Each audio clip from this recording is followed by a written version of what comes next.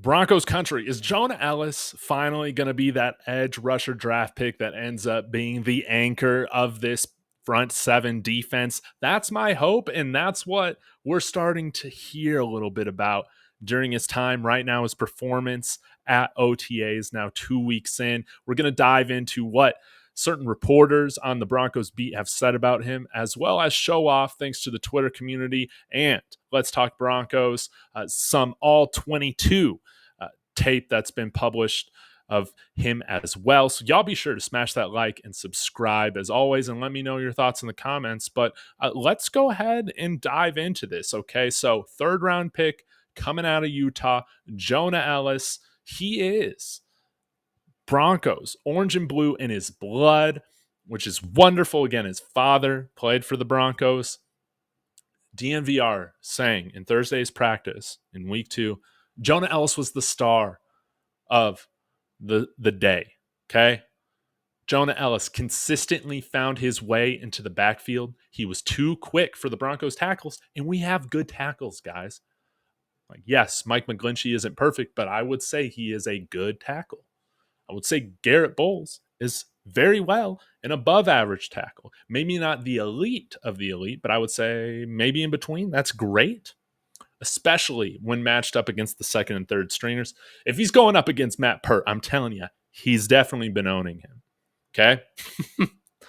My two favorite plays were more brains than physical. The first was some sort of read option or RPO when Jarrett Stidham tried to take off and run to his left. Ellis exploded in from the opposite side of the field and ended the play before the ball got back to the line of scrimmage. The second was a snuffed out screen that doomed at 3rd and 11. The other edge rushers made plays too. Baron Browning played 2 gaps on the right side of the line and bottled up a run for loss. Ronnie Perkins also had a sack. So right now, they're saying again, this is OTA, so no pads around, but they do say DNVR here saying that the Broncos defensive line is their biggest strength. Again, credit to Henry Chisholm for putting this out. This is wonderful news to hear. Again, this is hype season, no doubt. But if we're not hearing some of these things, guys, I would be a little concerned. Again, this is where you want to hear a lot of the positive praise for some of our young players. It's times that we haven't heard this in the past with high draft picks. Okay. That can be a little concerning. Okay. So I think the fact that Jonah Ellis, I think he comes in here. Cecil Lammy and Andrew Mason were saying this, not with 3 pass rush moves. He has 6. He has a large repertoire of moves to use, and I would say that makes him a little bit more pro ready, at least from the pass rushing perspective, than some of the other guys that we've brought in on the roster during their rookie years. Can he support the run effectively as a rookie? We'll just have to see. But imagine if he steps up into that role for being the primary edge rusher to allow then Jonathan Cooper or Baron Browning, these guys, to really thrive when somebody like Jonah Ellis is taking on the majority of the attention. Okay, check this out. Thanks to Carter Dillon. I mean, look at that spin move from Jonah Ellis right there. Again, go follow Carter Donick. My bad. If you're not following him, and thank you so much for putting this out here. Look at that spin move. UCLA throughout this game was no match. That spin move was nasty. Usually you want that running back to kind of chip away and then get out into the flat. That move was executed perfectly to where he baited everybody. That was great. Now let's continue to move on. Again, credit to Frankie Abbott from Let's Talk Broncos, putting out some fantastic film cuts. And I'll go through and do a larger all-22 film review on him. Again, 83, here he is in coverage. And again, you don't want your best pass rusher to drop into coverage constantly.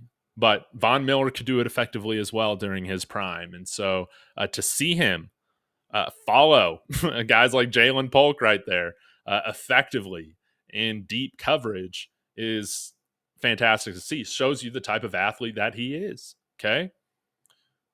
Look at this, going against Oregon Ducks and Bo Nix, again, Oregon had a fantastic offensive line. And that spin move,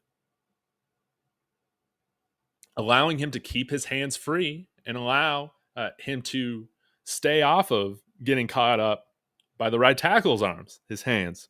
So often, tackles, when they get their hands on you, they're not letting go. He doesn't even let 65 get his hands on him. Okay. This one, look at this relentless pass rush, courtesy of Mile High Report against Cal. I mean, this was, this is reminiscent again of the Von Miller hit on Tom Brady years and years ago, right? Beautiful stuff. Forced fumble. Except we recovered it. Or Utah recovered it, unlike the Broncos, okay? Frankie also goes on to say, Jonah Ellis brings some refined counter moves to the Broncos' edge room that primarily wins on athleticism. Okay, let's take a look here. Make me a little bit smaller. How does that sound? Okay, take a look at this.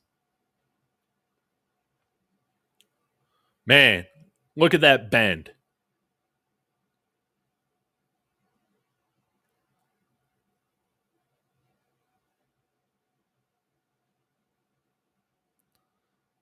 Wow. I mean, the way that he's able to create separation, and I mean that is a sharp plane that he is on in that pass rush. Able to keep his balance there. Looks great. Let's take a look here at the top. Another spin move. And the Von Miller spin. I didn't come out here saying that he's the next Von Miller. That wasn't my intention when I started this video, but now I just can't help but see Von Miller. Now, I don't think he's got the first step that Von has. But hey, this is very nice here. I think we got a very talented pass rusher in Jonah Ellis for sure. Some other bookmarks that I had, Cody Rourke. Again, follow him if you're not. What are you doing? Locked on Broncos. Showing some clips of Tim Patrick looking good off the Achilles. Josh Reynolds as well.